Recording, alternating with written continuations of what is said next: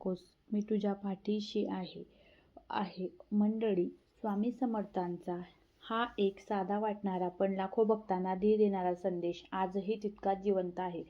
स्वामी समर्थ यांची कथा फक्त संतांची गोष्ट नाही, तर ती एका गूढ प्रवासाची, अध्यात्माची आणि भक्तीची गोष्ट आहे. कोणालाही ठोस इतिहास नसताना अचानक प्रकट झालेले एक योगी, ज्यांनी आयुष्यभर देशभर भ्रमंती केली, विविध तीर्थक्षेत्रांना भेट दिली आणि शेवटी अक्कलकोट इथे स्थिरावून हजारो लोकांच्या आयुष्याला दिशा दिली. आणि हीच त्यांच्या जीवनाची खरी ओळख ठरली. असं म्हटलं जातं की त्यांनी अनेक ठिकाणी फिरत लोकांच्या अडचणी दूर केल्या, त्यांना योग्य मार्ग दाखवला आणि साध्या पण प्रभावी शब्दात जीवनाचं तत्वज्ञान सांगितलं. त्यांच्या प्रत्येक कृतीत एक वेगळी शक्ती आणि शांतता जाणवत होती. म्हणूनच अनेक जण त्यांना दत्तांचा अवतार मानतात. त्यांनी लोकांना कर्म, श्रद्धा आणि संयम याचं महत्त्व पटवून दिलं. त्यामुळेच आजही त्यांच्या नावाचा भक्तांच्या मनात एक वेगळाच आदर आहे. आज स्वामी समर्थांचा प्रकट दिन आहे आणि या दिनानिमित्तच त्यांचा प्रवास नेमका कसा सुरू झाला, त्यांचा जन्म कुठे झाला आणि ते प्रकट कसे झाले, या सर्व प्रश्नांची उत्तरे जाणून घेणार आहोत या व्हिडिओच्या माध्यमातून. नमस्कार.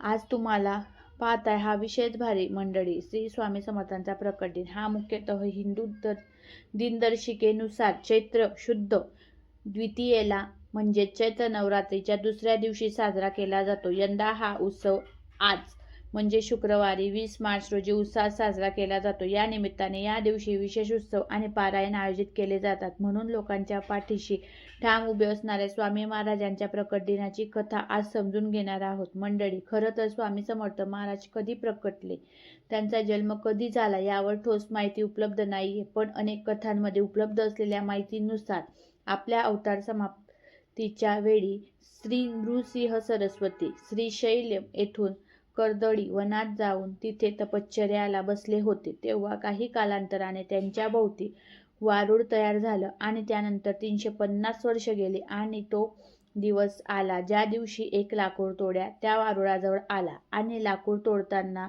त्याचा घाव चुकला आणि तो थेट वारुळावर लागला. तेव्हा त्या वारुळातून श्री स्वामी समर्थ महाराज प्रकट झाल्याचं सांगितलं जातं. यासोबतच मंडळी, लाकूड तोड्याच्या कुऱ्हाडीचा घाव जेव्हा वारुळावर बसला तेव्हा तो श्री स्वामी समर्थांच्या मांडीवर लागला. ज्यानं श्री स्वामी समर्थ महाराज समाधीतून जागे झाले. तेव्हापासून कुऱ्हाडीचा वार त्यांच्या मांडीवर स्पष्ट दिसत असल्याची देखील मान्यता आहे. त्यानंतर श्री स्वामी समर्थ तिथून श्री काशी क्षेत्र येथे प्रकट झाले. नंतर तेथून गंगा काठाने कलकत्ता जगन्नाथपुरी मार्गाने गोदावरी तीरावर आले. पण समर्थांचे प्रथम दर्शन मंगळवेढे गावात झाल्याचं मानलं जातं. तिथून ते अक्कलकोटला आले.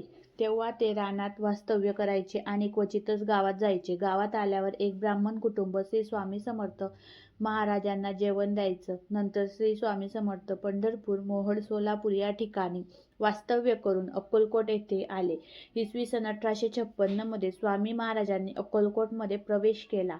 तेव्हा त्यांनी 3 दिवस अन्नाचा कण सुद्धा खाल्ला नव्हता. म्हणून भक्त चोडप्पा स्वामींना आपल्या घरी घेऊन गेले आणि त्यांना खाऊ घातलं. तेव्हापासून चोडप्पा स्वामींचे एकनिष्ठ शिष्य झाले आणि तेव्हापासून श्री स्वामींची प्रचिती अक्कलकोटच्या लोकांना येऊ लागली.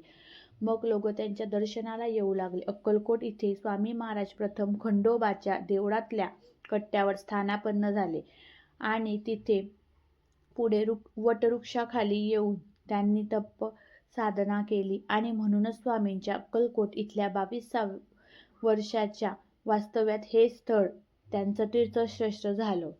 तिथं महाराजांनी अनेकांना मार्गदर्शन केलं. मंडळी, श्री स्वामी समर्थ महाराजांचे संपूर्ण आयुष्य पाहिलं तर एक गोष्ट खूप स्पष्ट समोर येते.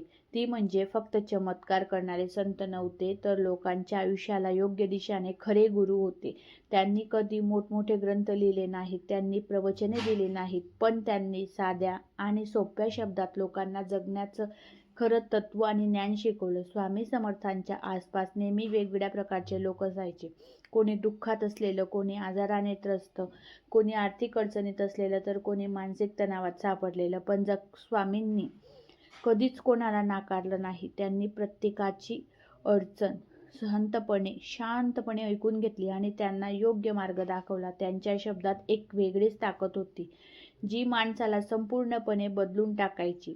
त्यांनी लोकांना एकच गोष्ट वारंवार सांगितली, कर्म करा पण फळाची अपेक्षा ठेवू नका. हा संदेश खूप साधा वाटतो पण त्यामागचं तत्त्वज्ञान खूप खोल आहे. माणूस अनेकदा काम करतो, परिणामाचा विचार करतो असतो. आपण इतकं चांगलं काम करतो आणि त्याचा आपल्याला परिणाम मिळेल असा विचार करत असतो आणि जेव्हा अपेक्षेप्रमाणे फळ मिळत नाही तेव्हा तो निराश होतो. पण स्वामी समर्थ सांगायचे की आपण आपलं काम प्रामाणिकपणे करत राहिले पाहिजे.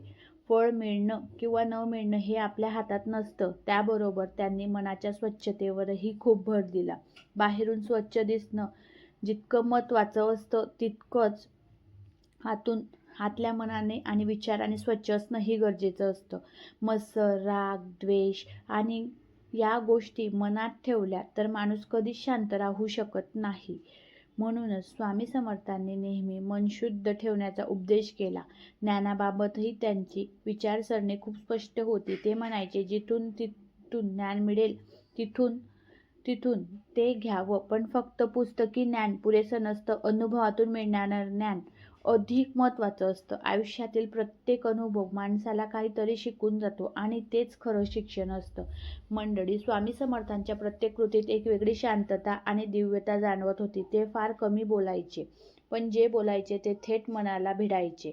म्हणूनच लोक त्यांच्याकडे फक्त समस्यांचे समाधान मिळवण्यासाठी नाही तर मानसिक समाधानासाठी येत असत. त्यांच्या उपस्थितीत लोकांना एक वेगळी शांती मिळायची. याच कारणामुळे अनेक भक्त दत्तात्रेय यांचा अवतार म्हणून स्वामी समर्थांना मानतात. दत्त परंपरेमध्ये गुरूचं स्थान खूप उंच आहे आणि त्या परंपरेत स्वामी समर्थांनी एक वेगळं स्थान निर्माण केलं. त्यांनी लोकांना फक्त भक्ती दिली नाही तर योग्य आचरण आणि चांगलं जीवन जगण्याचा मार्ग दाखवला. इसवी सन 1878 मध्ये अक्कलकोट येथे स्वामी समर्थांनी समाधी घेतली, पण त्यांची समाधी ही त्यांच्या कार्याचा शेवट नव्हती. उलट त्यानंतर त्यांचे विचार आणि संदेश अजून मोठ्या प्रमाणात लोकांपर्यंत पोहोचले.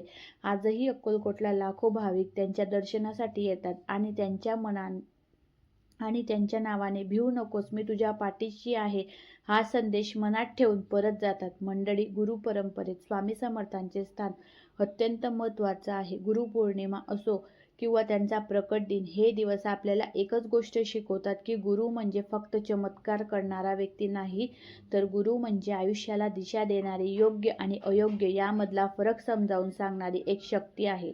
आपल्या आयुष्यात अनेक गुरु असतात, आई वडील, शिक्षक, मित्र किंवा एखादा आध्यात्मिक मार्गदर्शक. प्रत्येकजण आपल्याला काही ना काही शिकवत असतो. कधी एखादा छोटासा सल्ला तर कधी मोठा धडा. हे सगळं आपल्याला घडवत असतं. त्यामुळे गुरु हा नेहमी एखाद्या मोठ्या व्यक्तीचाच असतो असं नाही. त्यांच्याकडून आपण काहीतरी शिकतो तोच आपला गुरु असतो. म्हणूनच या पवित्र दिवसाचं खरं महत्त्व म्हणजे आपल्या गुरूंप्रती कृतज्ञता व्यक्त करणं, त्यांच्या शिकवणीचे स्मरण करणं आणि त्यांच्या शिकवणीनुसार आयुष्य जगण्याचा प्रयत्न करणं हे आहे. आजच्या दिवशी आपण एक गोष्ट लक्षात ठेवूया, चमत्कारापेक्षा विचार मोठे असतात आणि श्रद्धेपेक्षा आचरण अधिक महत्त्वाचं असतं.